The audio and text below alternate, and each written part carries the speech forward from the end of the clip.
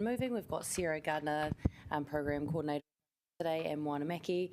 This is live streamed at the moment as well, and the way that this is going to work, we're going to have a presentation, and then you'll have about 20 minutes to ask questions, and then we'll have 20 minutes at the end to go and look at the maps out the back and ask more detailed questions of people that we've got up the back. So pass it over to you, Sarah. Kia ora. Thank you, councillors. I'm really pleased to be here again and looking forward to sharing with you today more about the design for Thorndon Quay. So first of all, I'll just introduce the team. We have Adam Nichols, who's online, and we have a number of others behind me, and what I'd like them to do, if you don't mind, is just to quickly stand up and say who they are and what their role is so that you're aware of who they are, and then I'll pass to Moana to introduce the Wellington City Council team that we've been working with. Kia ora, I'm Davinia Aggressor Communications and Engagement Lead for the Thorndon Quay Hut Road project. Kia ora, I'm Thorndon from the design team for the Road project.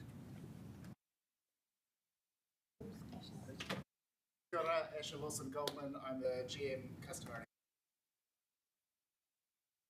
Maybe comms and engagement, please keep Wellington moving. Ariel Joy here for...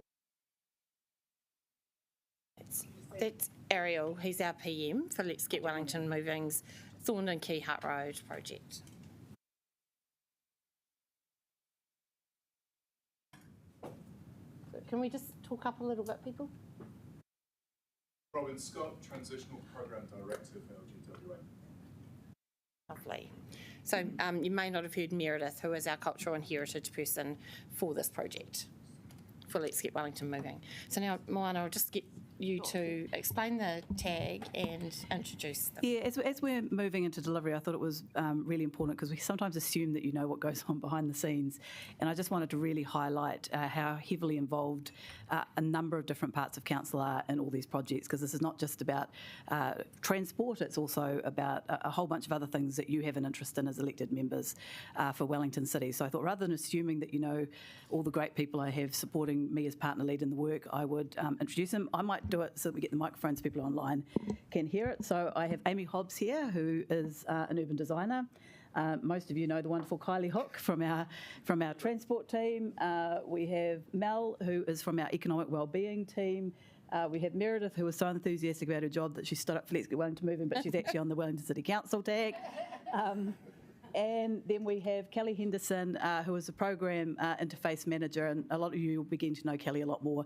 She's running a lot of the technical elements for the tag. And we have others who couldn't be here today, but I just wanted to let you know that the City Council is in this boots and all, and we're working in great partnership with the program, and of course with our partners Wakakote and Greater Wellington. So I didn't want to assume that you knew that. I wanted to make it clear. Great. Yeah, and just so you are aware, there's nothing that comes up through program governance that hasn't been to the TAG group first. And we address the feedback of the TAG group and come to agreement on all of that feedback before anything escalates further up the chain. Okay, all right. So look, the idea really is to get you standing up around the table and looking at the plans rather than to hear a whole lot from me. So there's a few of us who are going to speak today, and I might just get the others who are going to speak, if they can perhaps use the lecture microphone, if that's all right. We have sent through some very specific questions, and I'm hoping that we'll be able to get the answers to those. Sure, we've got a question time coming up, so are you happy if we look at those as long as we have enough then? time for that aspect. Okay, all right. Yeah, okay. Yeah, we did plan this as a design briefing, which was what we understood you had asked for, but we're very... There are more briefings. Okay, all right. So, look, really just here is the slide shows you the site, obviously, and just to remind us all that this project has connections with Te Ara Tupua, which is the walking and cycleway to the hut. There are connections with transitional cycleways at Ngaio, Mulgrave Street, for example, improvements at Jarden Mile, which are part of the Johnsonville to Jarden Mile work that is being done. It also interfaces with requirements and policy around the Wellington Regional Land Transport Plan, the Wellington Regional Public Transport Plan, Wellington City Council Parking Policy, Wellington Regional Growth Framework and Wellington Urban Growth Plan for 2014 to 43. Also takes into account the Bus Priority Action Plan, the Wellington City Council District Plan and LTP, also the LTP for Greater Wellington Regional Council. You'll work on our City Tomorrow, so the planning for growth and spatial plan for Wellington City, and the Regional Climate Emergency Declaration and Action Plan. So there are a number of things that we have worked on in terms of this project that dovetail with a number of policies and connections that we have with your council as our partner, and also with Greater Wellington and also regionally. Right, so hopefully that's going to work. Oh. Thinking, am I pointing in the right place, Moana? Oh.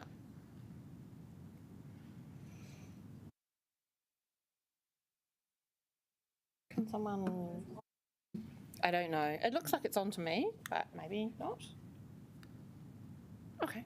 What was I doing? Something weird. Okay. All right. Okay. So, look, this is really just a refresh. I'm not going to spend a whole lot of time on it. But as you know, we have increasing population. This route is the busiest route outside the city centre, and we expect an extra 4,000 passengers by 2036. There are up to 1,300 cyclists a day, and by 2036 we expect that there will be an extra 2,700 cyclists a day. And it's a very key freight corridor with 3,300 heavy vehicles a day, and we think there'll be probably a 50% increase by 2036. So really the busiest bus route outside of the city centre, as I said. The northern suburbs are the fastest growing, with expected 20% population increase by 2043.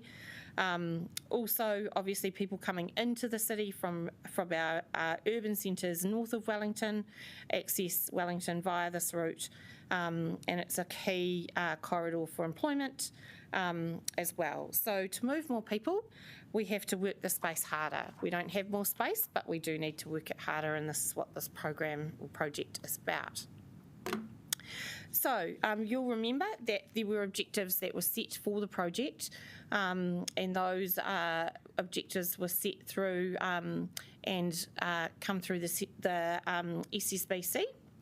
So those objectives talk about providing peak time bus lanes, which will also future-proof the corridor to cater for increased future public transport demand, providing bus priority at the Mulgrave Street intersection to improve bus reliability, improving traffic lights at Mulgrave Street for the safety of pedestrians and cyclists, moving some bus stops to improve bus travel times and provide more convenient walking distances between bus stops, improving footpaths, improving pedestrian crossings to make it safer and easier to cross the road, and I know that there are some really treacherous locations along this route. Improvements to the look and feel of Thorndon Quay, improvements to intersections at Tinakori Road, Rangiora Avenue and Onslow Road, to review speeds on Thorndon Quay and to provide a dedicated two-way cycle path from Hutt Road to the bus interchange at Mulgrave Street, which connects Te Aroha Tupua to the city. So those investment objectives, you know, they cover the full range from public transport, cycling through to pedestrianisation and moving freight as well. So I'm now going to ask Sam, who may well be assisted by Adam, who's online, to talk to you about the options assessment and decisions process that we've worked through to get to this point. Thanks, Sarah. And you're more than welcome to join us at the table if you wanted to as well. Okay. Up to you, whatever makes you feel comfortable. Yeah, thanks, Sarah. So this slide, I mean, it's got a lot of bullet points, but I guess what key things we're trying to show here is that we've been through a comprehensive process, and through that process, there's been engagement with TAG, which Sarah and Moana have spoken to, and that's been through the business case process in terms of helping identify the recommended option, and then through the design process, having weekly workshops to resolve issues and queries, and as well as kind of key gateway reviews for the design at 30%, 70%, that sort of thing. As well as through the process, been a number of points of engagement with stakeholders in the wider community. So, the public engagement on the preferred option in 2021, engagement around the changes to parallel parks, the kids zone trial, and then the more recent engagement at the end of last year. And I guess obviously the other point is councils as a whole has had involvement through the process with approval of the preferred option in the business case as well.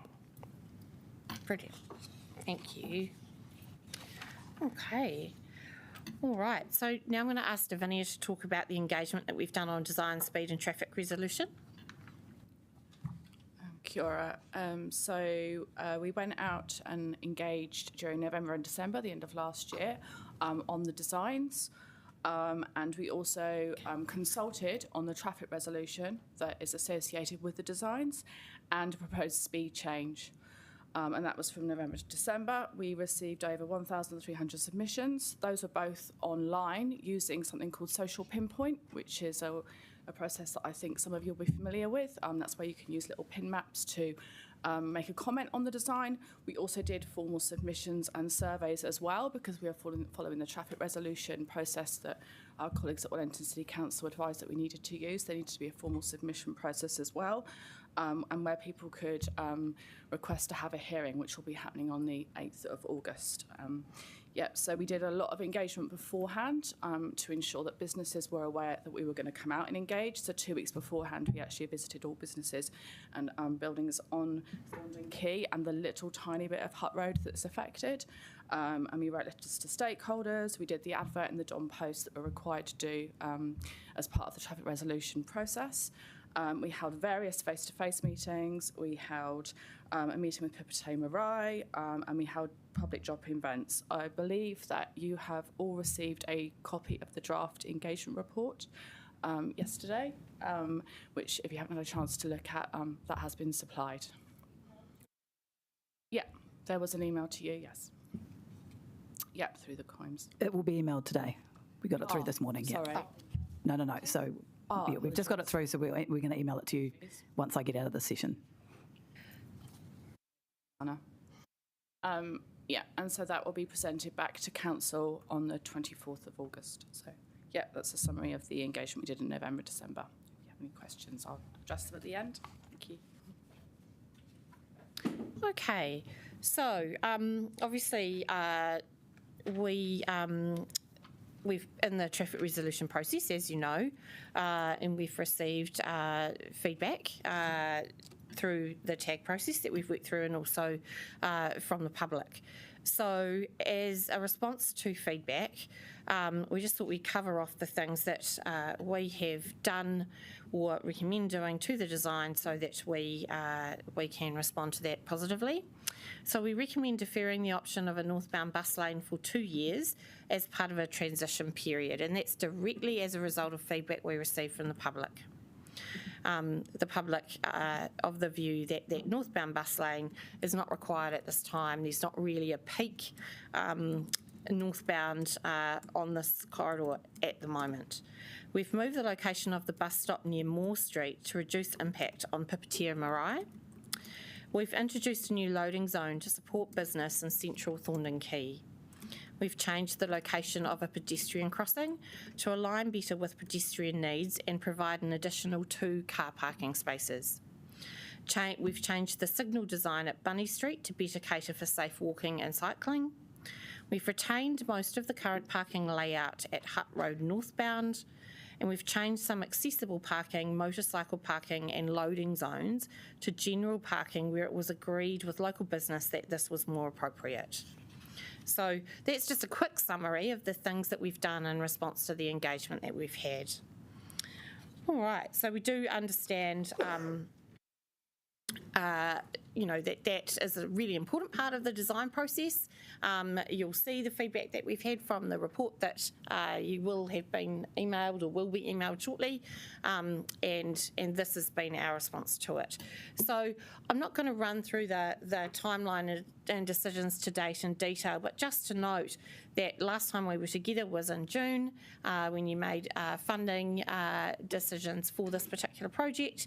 We're now looking at oral hearings on the Thorndon Quay traffic resolutions and proposed speed change on the 8th of August, and on the 24th of August the traffic resolution and proposed speed change will be presented to Council as we understand it. So we are very happy to answer questions. We also thought we would take you through the plan with the design, is that we could take you through what the street looks like currently, because I know you've had some reasonably, in the sort of not too distant past, work that Wellington City Council has done in the corridor itself. So we thought we'd just have a quick look at what is there already and what we're building on from there. So that's the idea behind getting up and standing around the maps, but I'm in your hands as far as questions are concerned. Cool. Thank you so much to everyone for your presentations. That was very clear. Thank you. So we'll start with Councillor Matthews. Thank you. It's just following up on that changes to mobility parking, and wondering if you could just, some of the team here, what are we looking like at numbers of mobility parking now and then after the changes? So I think Sam will answer that for you. So at the moment, I think we're kind of in the off-peak, so when the bus lanes aren't operating, we're increasing from 1 space to 14 spaces. And I guess obviously when the bus lane is operating, that'll reduce depending on which side of the road. But we're still looking at more in spite of the changes. Great, thank you. Cool. Councillor Chung, Sarah, you need that. Great, thanks very much for this.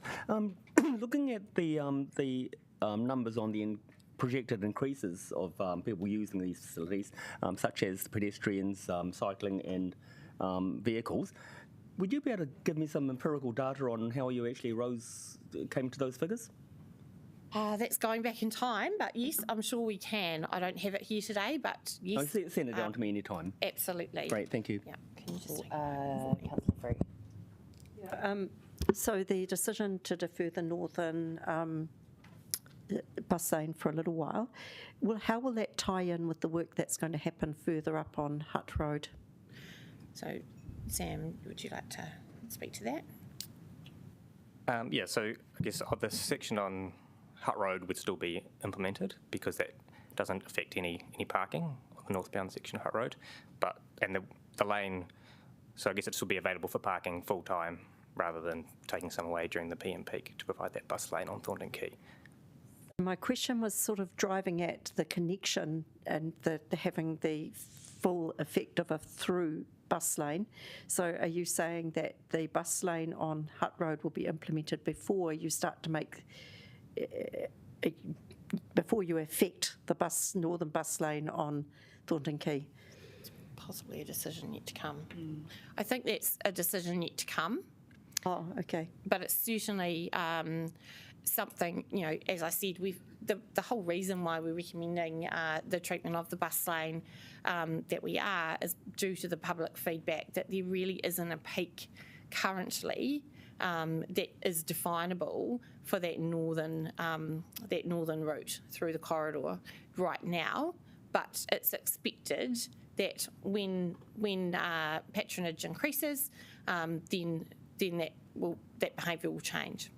So the reason I'm asking about this is there's been concerns raised around our council about the possible bottlenecks if you were to build this one northbound without having something for it to feed into on Hutt Road. That's what I was actually driving with this question. All right, so that's one of the questions that you asked of us. Yeah, yes? That's right. Okay, so would you mind then, if we want to get into those questions, see what is probably the easiest to do is for me to answer those questions in order on the way that we've got them done. Is that acceptable? How many questions are there? Quite a few. Is there going to be an opportunity this afternoon to answer those questions at the partner briefing? So we Can I just wait? We I'm gonna can. get an answer. We absolutely can. Yeah. I'm just mindful that this afternoon we're not specifically speaking about Thorndon Quay Hut Road because we were doing this presentation this morning. And I'm quite mindful that I've got a committee to chair with feedback that's coming to me from the public on the 8th of August, so I do actually want my questions answered. Oh, absolutely. That's what I was suggesting. Cool. Yes, please. Thank you. All right. Okay. All right. So if I don't answer your question, it's because it's better answered by WCC, or we haven't been able to do the work to answer the question yet, and we will come back to you. So I had a question about how will Golden Mile and Thorndon Quay Hut Road, and if there is data, I can't make sense of this one. Projects will see benefits in terms of increase in rates revenue. No? I understand that. There were a number of councillors who put questions in advance. Sorry. Why don't we continue questions around the table, because I assume there are some more, and then we can come back to this. But if you can remember specifically what you asked us, just jump in. But as Sarah said, we will get this to you, and we will get it to you as a matter of priority. But we have had a lot of questions come in prior to this session. All right. Sweet. All right. We're going to go to Councillor Randall for your questions. Yes, thank you. I'm one of the ones who put a number of questions in, unsurprisingly. Yes. And maybe you can look down the list. The big question for me is, you're going to have, I'm not quite sure exactly when the bus lane going south starts exactly. I've had a look on the map. It looks like there's actually a bus lane to the north of where the traffic resolution goes, which I find very puzzling. We can show you when we stand up around the map. Yes, I understand that, but I just want to know exactly when the bus lane, where exactly the bus lane heading south starts. Well, I get on Thorndon Quay or for the whole corridor? Well, for the traffic resolution. The traffic resolution, it starts... It looks like it starts on Hut Road, just south of the Aotea Quay overpass, overramp. Correct. Yeah, okay. So I guess in response to a previous, I asked, what's going to be the impact on the traffic flows of removing a lane on Hut Road? I can answer that for you. And so in terms of context, I think just to reiterate, in the morning peak, there's 3 lanes on State Highway 1 heading south, carrying traffic, full of traffic, and essentially 2 lanes heading south on Hut Road, one of which goes off to Thorndon Quay and one of which essentially peels off to Tenakori Road. And I know I drove that there. I drove it this morning. The report says that you've done the modelling, and you say that in summary that says that there'll be a 12% reduction in traffic across the combined northern cordon. That's 12% of all the traffic that's going down Hut Road and on State Highway 1. That's 5 lanes of traffic is going to be reduced by 12%. 2 questions really. One is, how many people is that? What are the actual numbers? Because I don't know how many go down State Highway 1 in peak time. I imagine it's quite a lot during the peak time. And the second question is there a congestion increase, and maybe a bottleneck north of that bus lane where the traffic reduces from 2 to 1 lanes? So in terms of the numbers, we'll, provide a more detailed breakdown separately so you can have a look at it. But at a high level, at the cordon corridor, there's kind of 10 to 12,000 vehicles per hour travelling both ways on both corridors, the Hut Road corridor and the State Highway 1 corridor. And that 12% reduction applies to that total, but the majority of that reduction is on Hut Road in the peak direction. So in the AM peak, it's mostly southbound, and in the PM peak it's mostly northbound on Hut Road. In terms of your second question around how that, the modelling has assumed that the entire corridor is implemented, and so the bus lane is on Hut Road as well, and so that reduction happens at the kind of the northern extent of the project, of the wider corridor project. So there's no bottleneck per se at the end of this end of Thorndon Quay. So I think it's quite important. So just on those numbers, that means you're saying that with this change, with this bus lane going in and the reduction through this road change, that there'll be between 12, so it's 12,000. So assuming the peak's about, say, 2 hours, so there'll be 24 to 28,000 cars won't be able to get down that corridor.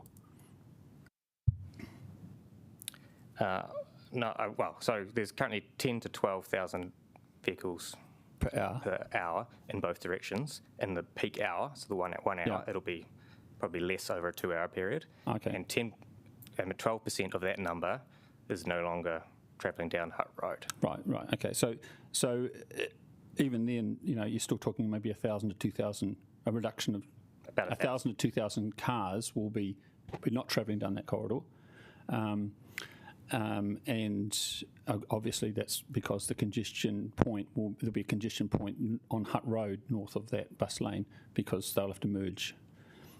I think I have to look at the detail, but my understanding is those people transferring mode and catching the bus or riding a bike. Yeah, well, I mean, and the other question is how many people are going to switch to, during this period of implementing it, they're going to switch to taking the bus. So I want both the numbers, but I just want to get those numbers straight, that there's a significant reduction. There is, hundreds and hundreds of people who will not be driving in from the north due to this change. Yeah? Yep. Thanks. I'll go back on the queue if you want. Yeah, Councillor Pennant. Thank you. Pedestrian crossings, can you just tell us where you got to with those? Sure. So there's new pedestrian crossings along the corridor have the existing zebra crossings have been converted to signalised crossings. So there's a crossing at the Davis Street, at Moore Street, next to Capital Gateway, which provides the link up to colleges and schools in the area. So that's replacing the existing zebra crossing. And then there is, I think, 3 signalised crossings between Davis Street and the motorway overbridge. And then there's the Tinakori Road intersection would be signalised, so there'd be a pedestrian crossing provided there. And there's also another crossing at the northern end of the traffic resolution area, so near the Aotea overbridge. So you have increased the numbers? Correct. Okay, that's great. That's good, because there's lots of kids around there too. Street trees, are we going to have lots of lovely trees?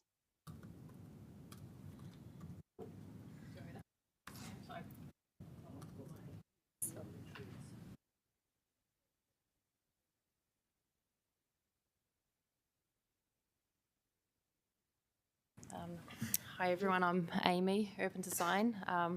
Wallace, we have a lot of garden beds. Sorry, I'm a first timer. Thank you. So Wallace, there are a number of garden beds allocated with us in this corridor. We don't have a lot of street trees, and it's primarily because they clash with the underground services.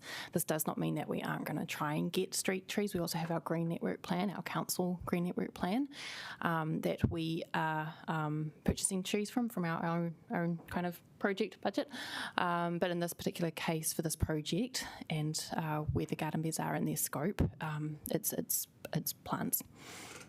Okay, and also just last question, any beautification of the area too, because it's not the most attractive? Yeah, within the Thorndon Quay scope, there is more budget allocated compared to Hutt Road. We have been working with Len Hettit, particularly around the Awa locations. So on those locations, we have enhanced placemaking to do with the storytelling of the particular Awa and the cultural context of those locations. But we are also improving paving in particular areas. I'm thinking like, Davis Street, nearer the Mulgrave intersection, enhancing planting around the marae. So there are areas. There are also areas down the Hutt Road, but the actual budget allocation is less per square metre, and that was came through in the initial, in the SES, in the single stage business case. Thank you. Cool. Councillor Young. Thank you. I know nothing about trees, but I do know that in Elizabeth Street, where they're about to do, council's doing a major upgrade, tree roots have interfered with the infrastructure underground, so they're planting them in pits. And that's what we did in Victoria Street when that was done. So why can't they be done in pits? So that's a terrible New Zealand vowel, pits. Yeah. No, there are a couple of trees in the plans, but there are clashes. So to get those big pits, we need to dig in quite deep. In the past, trees have been put in sort of like those Humes pipes, the 750 mil pipes, which really constrains them. So yeah, the pits are too big for the underground services unless we find a whole bunch more budget and can move these underground services. So those are the sort of clashes that we're coming up against. But we've been through a very robust process of looking at where these underground services are, where we can get the trees in, where we can get the larger species in, to really enhance that greening where we can. Cool. And some of these questions we can ask when we go up and stand by the maps. Yeah, okay. Councillor Randall. Thank you. Another point, I guess another point in detail. Along Hutt Road, there's a median strip at the moment where right-turning traffic can pull in and pull out of the lane. That's being removed. Is that not correct? In this choke point that I've sort of talked about. No, so it won't be. It'll be retained. It'll be slightly narrower than it is at the moment. But it'll be retained, and that was something specific feedback that came back from those businesses that they wanted. They needed it. Yeah, I'm glad. That's good. That's a good bit of feedback because I thought I saw a map that didn't have it on there, and it wasn't very clear. We'll sort of cut to the other end of things, and that's just in terms of the intended implementation timeframe. Assuming the traffic resolution is passed. What is the time frame under which Let's Get Wellington Moving is intending to, engage contractors, sign contracts, and start implementation? I mean, when are spades going to get into the ground for this one? September. So September. Yes. So have contracts already been signed for this? Yes, we're working on contracts at the moment. What we already have a contract that takes in. This project in its entirety because we've already got the Aotea Quay piece that's already active. So we're varying the contract to include what we need for this particular one, and that's well underway. So this change will happen very quickly after the traffic resolution? Yes. Okay. Last question, and then you can jump back on the list. I'll just jump on the list. Okay, cool. Councillor Free. Yeah, so just getting back to the reduction in capacity, 10,000 vehicles, 12% of that's about 1,000 perhaps. What plans are there for those 1,000 people per hour that no longer will come in by car? Could be have discussions been undertaken with Greater Wellington as to putting on more buses? Yes. Or are you confident that there are other means that they can get? Yes. We're working on an estimated 3% increase in bus patronage per annum, and Greater Wellington Regional Council and Metlink have been involved in the project and are planning for any additional capacity that would be required. So by me that looks like 1,000 people is actually like 10 buses. Is a Greater Wellington able to provide 10 more buses? So there's nothing I understand that Greater Wellington has raised any particular issues with. Is anyone aware? Sam, are you aware of anything, any major concern? Well, no, and I also think there's a lot of assumptions about behaviour change that's going to happen as a result around that hour. People might decide to come in the hour before or the hour afterwards, so you may not see a complete transfer entirely onto buses. Behaviour change is very hard to model. I agree with that. Is there any capacity on the motorway? Because I understand that's pretty clogged at peak hour. Sam, do you want to answer that? Yeah, I mean, I think it's fairly. There's not a lot of capacity on the motorway to take any additional traffic. Right. Okay. Okay, Councillor Calvert, and we're going to wrap this up soon so that we can go and ask some more details. Thank you. So you can do variations to contracts. I'm assuming you've got on contracts you can do variations. Obviously, this is what you said. Well, this particular contract, we always knew that we were going to do this project in 3 phases. So the way we structured this contract was that everything, all of the, if you like, all of the principles and terms and conditions, etc., generally are set in the contract, but the works for each phase are the things that are part of the variation. Okay, thank you. Can you tell me how much Greater Wellington have committed in increasing the bus services on that route over the next 12 to 18 months? I don't have that answer in front of me. We will If have you to could take get that. away. Thank you. Councillor Randall. Yes. If there's going to be more congestion, does your traffic modelling also include how much longer the journeys are going to take, say from Johnsonville into town or from Lower Hutt into town through the Noronga Gorge as a result of the increased congestion? Yeah, so the modelling information does include some information around travel times for public transport and private motor vehicles. So yeah, when we provide that information, you can see that. So when's that going to be made available? I will have to talk to the team, but hopefully within the week. Okay, and so the other thing, if the bus lane was moved further south when it started, do you think that would alleviate the bottleneck point? I guess if we don't expect there to be a bottleneck point, as I guess once the idea is that Thorndon Quay starts in September, and then by the time before Thorndon Quay finishes, then it's assumed that Hutt Road would begin, and so there would be no bottleneck kind of at that point at the north end of Thorndon Quay. Great. Okay, that's all of our questions. Thank you so much for answering those, particularly to you, Sam. Thank you for all of that information. So now we're going to move to the back, and that's an opportunity to ask any questions with the map in front of you to get that more detailed information about this project. Thank you so much, Sarah, and everyone for joining us today.